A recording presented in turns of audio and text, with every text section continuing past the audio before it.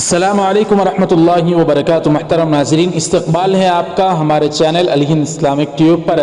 Asia کا عظیم دینی ادارہ ام المدارس دارالعلوم دیوبند کے صدر مدرس و استاذ حدیث حضرت مولانا سید ارشد مدنی صاحب دامت برکاتہم صدر جمعیت علماء ہند و امیر الہند کا ایک بڑا بیان افغان طالبان کو لے کر اس وقت آیا ہے، جس میں حضرت نے کہا ہے کہ ہم طالبان کو دہشت گرد نہیں مانتے۔ جی ہاں ناظرین کرام، روزنامہ راشٹریہ سہارا کے جو آفیشیل پیپر ہے، آفیشیل ویب سائٹ ہے، اس پر یہ خبر شائع ہوئی ہے۔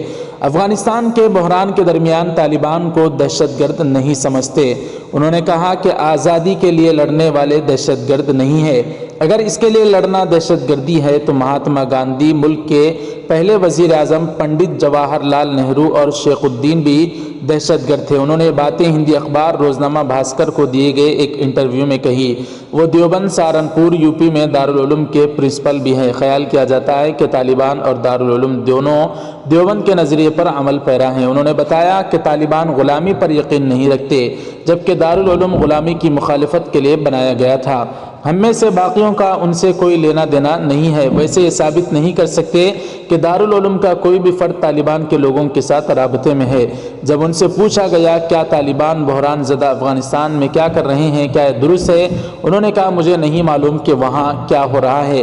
ابھی وہاں حکومت بھی نہیں آئی، پہلے انہیں آزادانہ طور پر حکومت چلانے دے۔ ہم اس وقت تک کچھ نہیں کہہ سکتے جب تک کہ وہ مکمل طور پر حکمرانی نہ کر لے۔ ہندوستان اور آسٹریلیا افغانستان میں جامع حکومت کا مطالبہ کرتے ہیں تاکہ وہاں پائیدار امن اور استحکام کو یقینی بنایا جا سکے اور طالبان کی حکومت کو تسلیم کرنے میں ان کی ہچکچاہٹ واضح طور پر ظاہر ہو۔ بھارت اور آسٹریلیا کے درمیان ابتدائی 2+2 مذاکرات کے بعد اتوار کو جاری کردہ ایک مشترکہ بیان میں کہا گیا کہ دونوں فریق چاہتے ہیں کہ خواتین اور بچوں کے حقوق کا تحفظ کیا جائے۔ تو ناظرین کرام، اس طرح سے مولانا ارشد مدنی صاحب کا ایک بیان آیا ہے کہ ہم طالبان کو دہشت گرد نہیں مانتے۔